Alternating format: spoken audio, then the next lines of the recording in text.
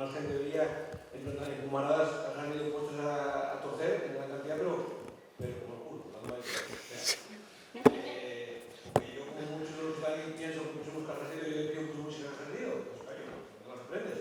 Pues poco a poco que pongas tantas carraseros, a lo mejor, no lo lees siquiera, pero conectar.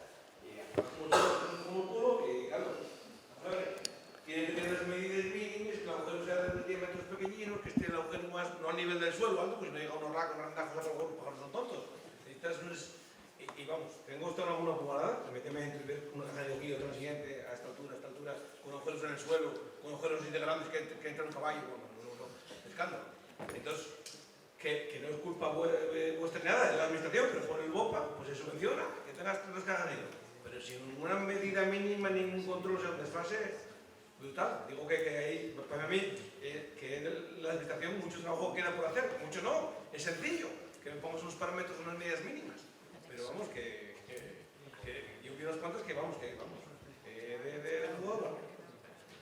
Sí, tienes toda la razón, vamos, es una cuestión que nos ha llegado por diversas vías y efectivamente pues fue una pena que el BOPA no se publicara con una mini guía, ¿no?, de cómo instalar las cajas nido o hacer las medidas de gestión, ¿no? Lo que pasa es que, bueno, nosotros hemos intentado paliar un poco ese problema porque lo vimos claramente y nos dimos cuenta de que, bueno, vamos a ver si podemos hacer algo, ¿no? Una fue pues sacar un artículo de estos de divulgación en esta revista del Serida, precisamente orientado a dar esas pautas de cómo colocar las cajas nido de forma correcta, ¿no? Que, bueno, pues luego también está accesible en Internet, etcétera, ¿no? Y luego también intentamos, recontactamos con la Administración, ¿no?, con la Dirección General de Agricultura, precisamente para ese tema, ¿no? Y también porque vimos que el éxito que había tenido la medida era muy grande, ¿no? Éxito parcial, o sea, éxito en términos de la extensión que tenía, ¿no?, que había muchísima gente poniendo cajas nido, ¿no? Entonces, bueno, este tipo de cosas, pues lo ideal es monitorizarlas, ¿no?, ver realmente luego si funcionan, ¿no? Entonces, bueno, llegamos a proponer a la Dirección General de Agricultura pues un plan de monitorización, ¿no? Pero bueno, no les interesó. El contacto con la administración es complicado, ¿no? Muchas veces, bueno, la mayor parte de las veces, pues la administración va a su bola, hace las cosas pues cuando puede, cuando quiere o cuando hay alguien visionario que pues tiene una idea y la pone en marcha, ¿no? El tándem ciencia-administración funciona muy mal. A veces te llaman para establecer ciertos puntos, pero suele ser bastante raro, ¿no? O sea, esta medida esta medida de las ayudas para las pumaradas pues surgió gracias a gente como Nico, que está ahí, pues que en determinado momento lo puso encima de la mesa en reuniones con la administración y puso encima de la mesa también los trabajos que habíamos realizado, ¿no? Y pues se llevó a cabo porque había una persona que tenía una especial sensibilidad en la Dirección General, que era Jesús Casas, ¿no? Luego, pues obviamente, bueno, pues ha tenido mucho éxito, pero luego, pues obviamente, pues ahora mismo el interés de la dirección está en otros sitios, ¿no? Entonces, bueno, nosotros es complicado, en cierto modo, paliar ese tipo de deficiencias en esa transferencia de información entre ciencia y gestores y luego a la hora de los monitoreos, ¿no? Las políticas ambientales de todo tipo, pues el gran problema que tienen es que no se monitorean su eficacia. Y eso, bueno, pues las políticas se ponen en marcha y ya está, ¿no? Y bueno, en este sentido, pues bueno, es muy fácil de hacer. Nosotros lo diseñamos en una tarde, o sea, ese plan de monitorización y bueno, nos ofrecimos también a llevarlo a cabo o les dijimos, mira, esto hay que hacerlo, habría que hacerlo así, si queréis lo podemos hacer nosotros o podéis contratar a quien sea o yo qué sé, o buscar técnicos vuestros que lo hagan, ¿no?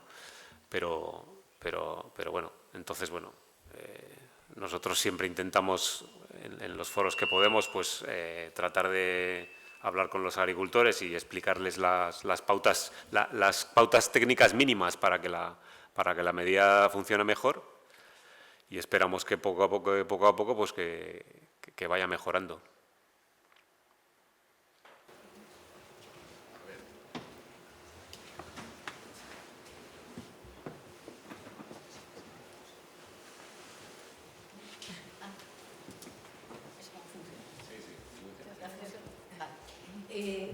El último ponente comentó-nos que podíamos mirar más datos en la página web de la asociación, pero ¿cuál es la página web de la asociación?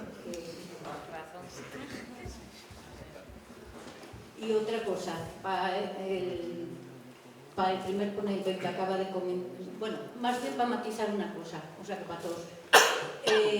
Les ayudes a la biodiversidad, que yo creo que fueron una idea buena y tal, yo creo que se plantearon como piloto y que hubo un año, que no son como les ayudes para otro de la ganadería o tal, sino que les hubo un año que luego duren 5 o 10 para aquellos que lo pidieron en su día, pero que esa vía está agotada hasta dentro de 5 años, 10 o que la administración se lo vuelva a plantear, pero que no son ayudes a las que nuevas explotaciones o, bueno, que se puedan incorporar nuevas extensiones.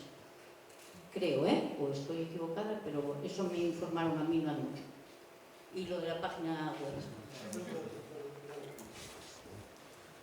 Bueno, en principio la convocatoria volvió a salir este año, creo. O sea, es una convocatoria vigente. O sea, aparte de que la gente tenga la durabilidad de los 5 años, se ha repetido varios años.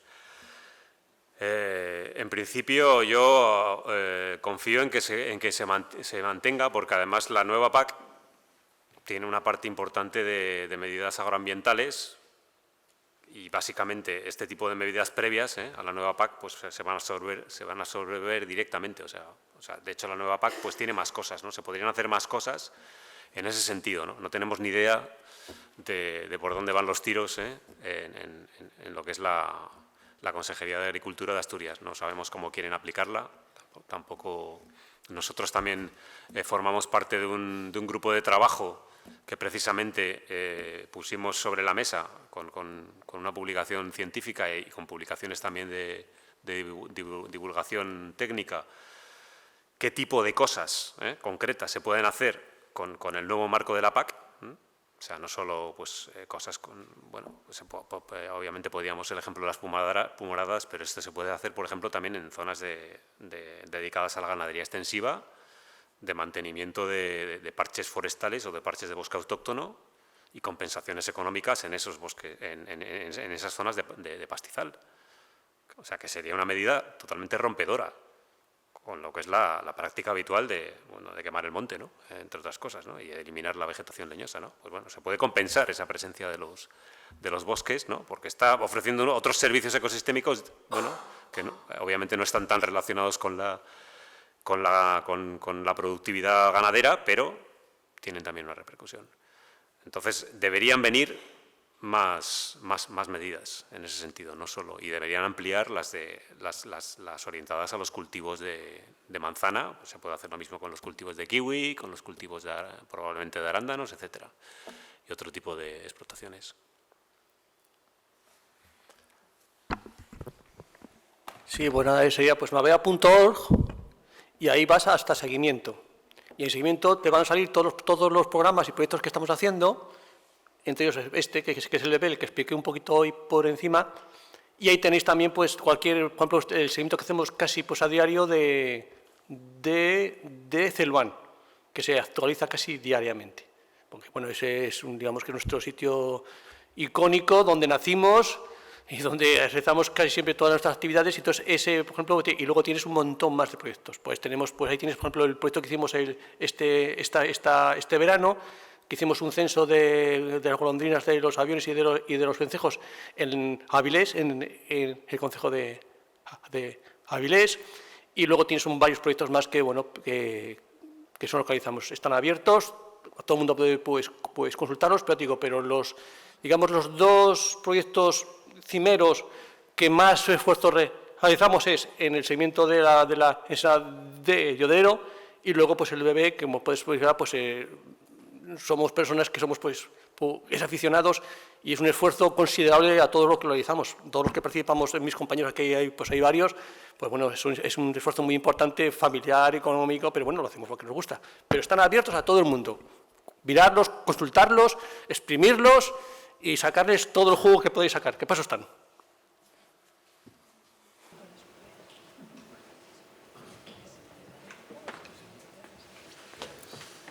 Bueno, en primer lugar quiero felicitar a los tres ponentes, han sido muy interesantes las tres charlas, esperemos estar a la altura mañana algunos. Y nada, tengo una pregunta para cada uno de los tres. La primera es si vais a estudiar o habéis estudiado los diservicios ecosistémicos en las pumaradas. La siguiente es si al calcular las pérdidas en las arandaneras cultivadas, o sea, las pérdidas que van a tener los agricultores de arándanos, estáis teniendo en cuenta o no los arándanos que caen al suelo, aunque sean consumidos. Porque se supone que si caen al suelo, pues es una pérdida también para el agricultor, salvo que lo recoja del suelo. Y la tercera es si en los análisis que estáis haciendo, las gráficas de tendencias de las especies a lo largo de las series temporales, tenéis hechos análisis por ambientes, es decir, nos habéis presentado un análisis, por ejemplo, de la tendencia del gorrión, tanto en época reproductora como en invierno, pero ¿tenéis hecho ese mismo análisis o no es una crítica, solamente es por saber los datos? Ese mismo análisis en un ambiente urbano o en un ambiente de campiña o en una zona de montaña? Esa es la pregunta. Muchas gracias.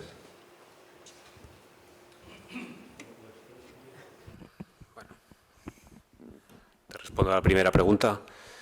Bueno, en principio sí estamos contando con la evaluación de diservicios también en las pumaradas en términos de balance, ¿no? con los servicios. Lo que pasa es que no están. Por una parte, bueno, que formaría parte del proyecto Bad Dit Fruit del que ha comentado Javi, ¿no? En principio pensamos que en el caso de las pumaradas es menos evidente los efectos negativos de las aves porque en términos de frugivoría es muy ocasional, o sea, no hay apenas hay pérdida de manzana por consumo de aves, ¿no? Puede haber algo de picoteo al final de la temporada, pero es muy ocasional y estaríamos evaluando el efecto que pueda tener lo que Javi explicó que llamamos la depredación dentro de gremio, ¿no? El hecho de que las aves estén consumiendo artrópodos que además son depredadores de las plagas, ¿no? En principio los datos que tenemos nos dicen que aunque comen arañas, aunque comen tijeretas, que son también depredadores importantes de pulgones o de carpocapsa, ¿no? Ese efecto no descompensa el efecto que tienen sobre el consumo de plagas. Sigue habiendo menos plagas, ¿no? En los sitios donde hay aves, ¿no? A pesar de que haya también menos arañas o haya menos tijeretas, ¿no? Entonces, en ese sentido, ese diservicio estaría balanceado con un efecto positivo sobre el consumo de plagas. Eso es lo que sabemos que ocurre en las pumaradas. Pero en cualquier caso lo estamos reevaluando, ¿no? Estamos evaluando también la dieta de arañas, ¿no? Y la dieta de los murciélagos para ver pues, cómo en las pumaradas, ¿no? Para ver cómo se combinan todas esas interacciones a la hora de determinar ese balance. Bueno, con respecto a lo de los frutos caídos, a ver, lo que se evalúa el diservicio es los frutos que comen las aves. Si el fruto se lo comen ya directamente del suelo, esa pérdida no es debida a las aves. Es una pérdida que va a estar en las aves o no, porque a lo mejor se pueden caer por eso, porque tienen la plaga, que es la mosca esta, o porque por un temporal de viento, incluso porque entren jabalíes que forman destrozos siempre. Así que hay una pérdida para el agricultor, los frutos caídos, pero en este caso, si las aves consumen frutos del suelo, como no son ellas las que los tiran, pueden tirar algún fruto comiendo otro, pero no sería una pérdida en ese sentido importante porque sería muy raro que tiren muchos frutos. En este caso, si comen frutos del suelo, estarían realizando un servicio porque al agricultor le vendría bien esa limpieza que hacen las aves de frutos caídos en el suelo. Sí, bueno, Nicolás, a ver, como grupo en sí no hay nada hecho como grupo. Yo te comento mi propia experiencia, que sí lo estoy haciendo yo. A ver, hay una gran diferencia entre la zona urbana y entre la zona, digamos, rural, brutal. Es sensiblemente espectacular. Te voy a poner 2 casos que son los que yo controlo más, que es Salinas y Piedras Blancas y Oviñana. Salinas, Piedras Blancas, el descenso cada año es notorio, más en Piedras Blancas que en Salinas. Las causas, bueno, pues Salinas todavía, bueno, pues tiene, digamos, que cierta zona, no sé qué decirte, pues tiene más zona de pinar, está la playa, hay mucho, digamos que la zona de hostelería de los Gauzones, la gente, bueno, pues deja lo que deja y, bueno, pues le sirve. Pero si te sales de esa zona, por ejemplo, pues en Salinas, que es muy caso en concreto, es muy claro entre la zona este de Salinas, Gauzones, lo que linda hacia Raíces y luego lo que linda hacia Piedras Blancas, que es la zona, digamos, más urbana. Pero sin embargo, pues en Oviñana es todo lo contrario. Pues, Oviñana es cada año hay más. O sea, lo que es la población de Oviñana va increciendo, pero de forma espectacular. Las causas pueden ser muchas. Yo entre unas cosas que sí que noto es que en Oviñana se respeta mucho la que, digamos, ya no tanto por desgracia, ahora las nuevas técnicas pues arquitectónicas que no respetan lo que es toda la edificación, que también influye para las golondrinas y para los aviones, pues no pues influye menos. Pero lo que es la zona, todo pues, está dentro rural de la zona que yo controlo o que nosotros pues controlamos va increciendo. Todo lo contrario que pasa en las ciudades. En cuanto a la zona ya pues ya más pues de montaña, ya ahí no te puedo decir nada porque no es una zona de control y no hemos hecho, digamos, un estudio más claro y más exhaustivo. Digo, esto que os puse yo hoy pues salió pues a raíz de que, bueno, pues con tanto dato, pues con la pandemia, creo que hago en casa, encerrado en casa, tocándome pues las narices, pues fui cogiendo los datos y fui haciendo mis cosas y bueno, y fui sacando pues mis conclusiones. Y una de las cosas fue la del gorrión y otra, la que más me llamó la atención fue la de la lavandera, que a mí me dejó sorprendido. Pero cuando digo sorprendido, es sorprendido porque no esperaba yo ese bajón tan grande pues en la población.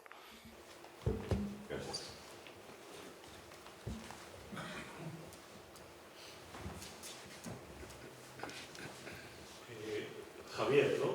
Javier, ¿cómo valorarías el servicio, ¿cómo dices? El servicio contra servicio de la dispersión de semillas cultivadas fuera del cultivo?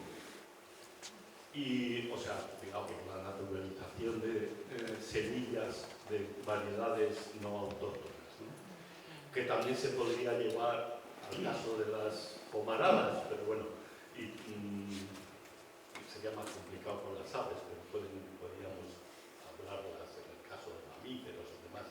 Pero bueno, para centrarnos en las aves, la pregunta a Javier, ¿cómo se puede valorar ese diservicio? Pues, a ver, es algo que me pilla de nuevo porque como no estaba... No, pero que de hecho es algo que cuando estaba Dani dando la charla lo estaba pensando yo también, que la frugivoría, igual que esa dispersión de semillas, en nuestro caso con los arándanos son semillas de especies que podrían dar lugar a ser especies invasoras en el ecosistema y claro, eso sería otro diservicio que podrían dar lugar en este caso con los cultivos de arándanos las especies. Para valorarlo se podría realizar una aproximación como la que ha explicado Dani con los frutos silvestres, de evaluar pues eso, como los principales que consumen, dónde las depositan, en este caso pues, y ver si esas plantas luego tienen capacidad de germinar fuera de las plantaciones, fuera de los cultivos, porque también son especies que necesitan unos requerimientos un poquillo más especiales, tanto de pH como de estructura del suelo y demás. pero que sí, que para evaluarlo se podría hacer algo parecido a lo que hicieron Dani con los frutos silvestres.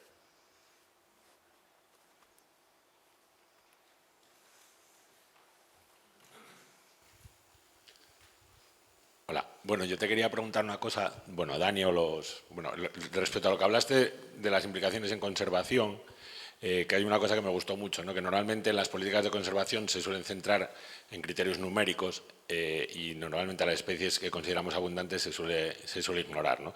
Y entonces, por ejemplo, en el caso tanto de los zorzales como, por ejemplo, de los córvidos, que increíblemente siguen siendo especies cinegéticas en muchos casos y se permite cazar en las medias vedas, cuando se sabe que probablemente la importancia, ya no sé si decir funcional o ecológica, de las especies, en el caso de los arrendajos como dispersores de quercus, por ejemplo, en el caso de los zorzales de miles de especies, cómo, por ejemplo, y por qué hay esas dificultades para traspasar, en el caso de la ciencia, a la gestión cinegética, ¿no? Por ejemplo, ¿por qué no se considera, o normalmente, bueno, yo sé la respuesta, ¿por qué no? Pero que resulta curioso, ¿no? En el caso de Asturias sí que no hay una tradición de caza de zorzales, pero en el sur hay auténticas masacres salvajes de zorzales y es increíble, ¿no? Yo me acuerdo de un quercus que habíais escrito hace tiempo sobre el tema y cómo la cosa no varió, ¿no? O sea, cómo desde ninguna, parece que no sé, incluso desde las asociaciones de conservacionistas, precisamente porque se considera que son abundantes, no se hace el ruido necesario que se hace a lo mejor con otras especies que no tendrían esa importancia ecosistémica tan brutal que tienen los córvidos o los zorzales, por ejemplo, ¿no? Bueno, la verdad es que tu pregunta es muy interesante, David. No tengo una respuesta muy clara. Me parece que hay unos sesgos de cómo hacemos la ciencia también y cómo se pregunta, y un poco también pues cómo se plantea el análisis del conocimiento de la sociedad que podrían responder un poco esa pregunta, ¿no? Pues bueno, que el hecho de que, bueno, ¿por qué preocuparnos, ¿no?, de lo que es muy abundante, ¿no? Porque hay mucho, ¿no? Ya está, no pasa nada, ¿no? Pues todo funciona como siempre, ¿no? Lo que pasa es que, bueno, o sea, el análisis funcional de la biodiversidad es una ciencia reciente, o sea, y solo en casos muy concretos, ¿no? Por ejemplo, pues el papel de los grandes depredadores, ¿no? Pues que son temas de estudio clásicos, ¿no? Todos sabemos o todos tenemos en la cabeza pues la capacidad que tienen los grandes carnívoros, por ejemplo, de regular pues las poblaciones de herbívoros, ¿no?, y la vegetación, ¿no? Eso es un tema relativamente clásico, ¿no?, en ecología, que ha trascendido a la sociedad, ¿no? Y claramente pues identificamos a las especies y el valor de conservación de las especies, no solo por su rareza, sino también por su implicación funcional. A veces funciona, obviamente con el lobo, pues ni siquiera eso parece que está funcionando, ¿no? O sea, el hecho de argumentar el valor de conservación de esa especie por su valor funcional, ¿no?, que es mucho más grande que el valor numérico, ¿no? Pero eso para otras especies comunes, pues bueno, pues no ha trascendido todavía, porque muchas veces no hay datos, ¿no? Pero eso es un problema, porque muchas veces las funciones no tienen una relación lineal con la abundancia, ¿no? O sea, empiezan a funcionar de forma correcta, en cierto modo, o suficiente para los procesos globales del ecosistema a partir de determinados valores de abundancia. A ti te puede estar pareciendo que dices, no, hay suficientes bichos, ¿no? Pero igual no hay suficientes bichos para que por ejemplo, ese proceso de regeneración de la vegetación funcione. Por ejemplo, tú dices, no, el arrendajo es muy abundante, vamos a seguir cazándolo. Dices, sí, es muy abundante, es una ave suficientemente frecuente, pero igual los niveles de regeneración de robledales que tienes o de hayedos, ¿no?, igual no son lo suficientemente altos, porque esa abundancia que tú estás viendo no es lo suficientemente alta como para que realmente luego se pueda producir una expansión forestal suficientemente intensa. Es que ahí te iba a ir, porque me imagino que lo habrás leído hace, no sé, unos meses, que salió un paper súper chulo sobre que decía que en el Reino Unido probablemente el 80% de los bosques desde el siglo XIX habían sido plantados por arrendajos. El 80%. Entonces es muy curioso porque eso no sé por qué no trasciende, cuando realmente es súper importante. Y precisamente por eso que dices, ¿no? Porque nuestro concepto de abundancia, o sea, hay muchos, primero está sesgado, es un ejemplo clásico, es el de las gaviotas, por ejemplo. Hay muchas, porque la gente las ve, pero hay un descenso del 70% de la población de gaviotas en la península ibérica. Y tú ves las noticias y parece que nos están comiendo las uñas de los pies. Y en el caso de los arrendajos, como dices, precisamente eso, hay muchos, pero ¿hasta qué punto son suficientes para seguir regenerando los bosques, ¿no? Entonces, eso que decías, o sea, yo estoy seguro que es que probablemente hay ese diservicio, a lo mejor, que cree la gente que hace los córvidos, sea necesario poner en evidencia, o quizá cosa que tendríamos que hacer nosotros, de que esos supuestos diservicios se compensan infinitamente más por el servicio brutal que hacen las especies en el ecosistema, ¿no?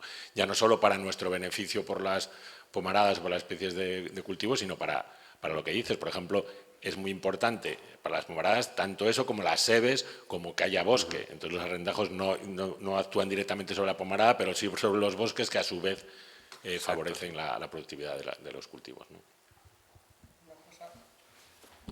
Mira, cuando has dicho de que no prestamos mucha atención a lo que es abundante.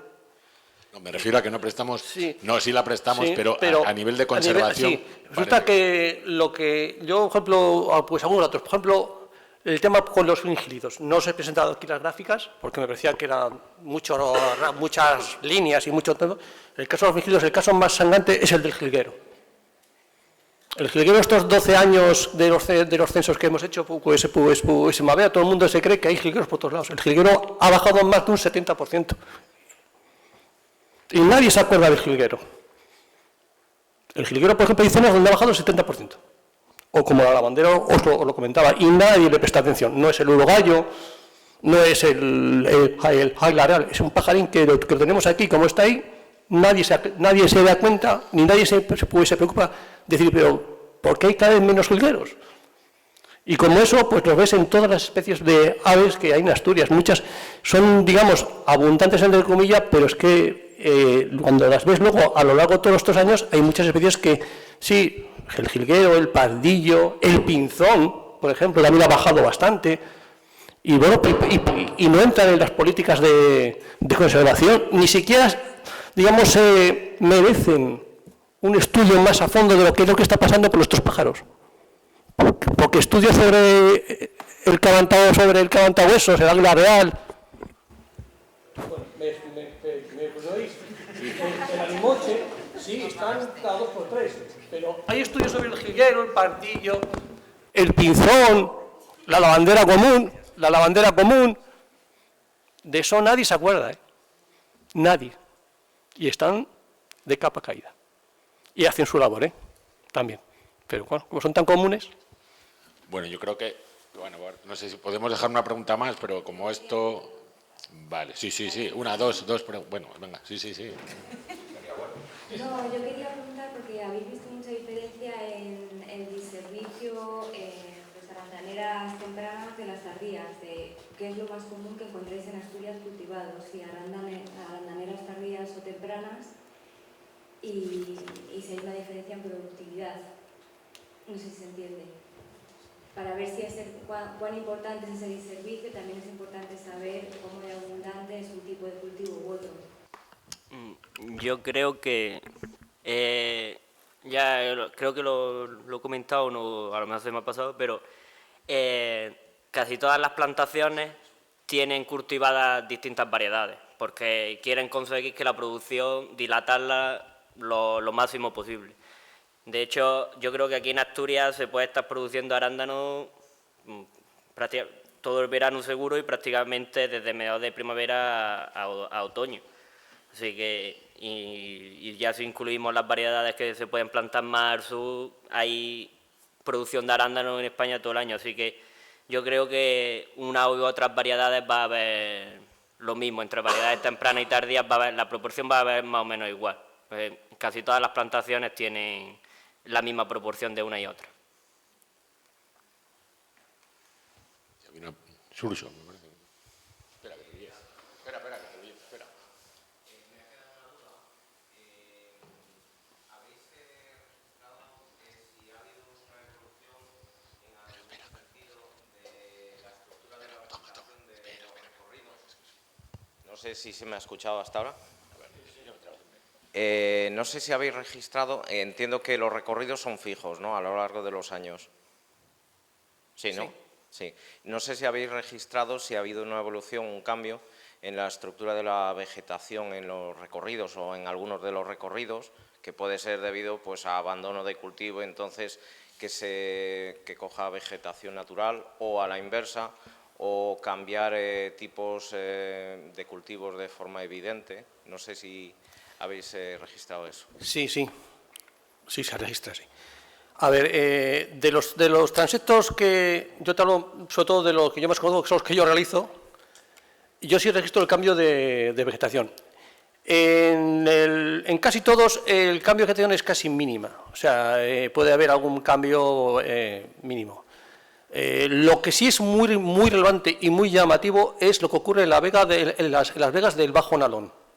Eso es llamativísimo. En los 10 años, en los 12 años más de 12 años que llevo allí viendo pájaros, el cambio tradicional del uso del suelo por parte de la gente influye radicalmente en la población de pájaros.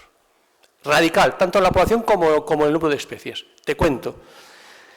Cuando empezó esto ya hacer más en serio fue en el 2010, la vega de Peñaullán y la de Riberas estaba muy poco pues, cultivada. Era casi todo barbecho. Tenías algo de maíz, algo de huerta, faves, alguno tenía por ahí algo de tomate, pero casi todo, el 70% era casi todo, pues estaba pues, en barbecho. Ya sabían los primeros kiwis, eso sí es cierto.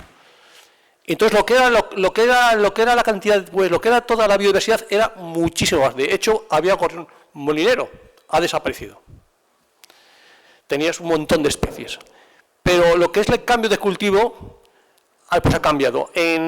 A partir del 2015 se produjo, pues sobre todo en la vega de Peñaullán, más que en la de Riberas, el cultivo con el kiwi. Hubo un boom del kiwi. El kiwi pues, se pagaba pues, muy bien pues, en aquella época, se pagaba bien, y entonces gran parte de la zona con los barbechos se cambió para kiwi. El cambio en la biodiversidad fue radical. Desaparecieron muchísimas especies, sobre todo de las de primavera, de las reproductoras. El gorrión pues, molinero es el ejemplo más claro, desapareció. O sea, es que ya no se ve, desapareció. Los pinzones han bajado muchísimo. Los jilgueros casi ni se ven.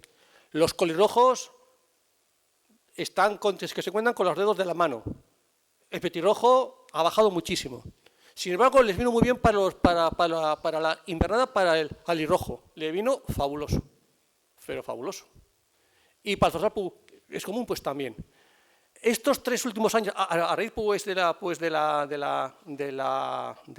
pandemia, ha habido otro cambio de nuevo en el uso del suelo.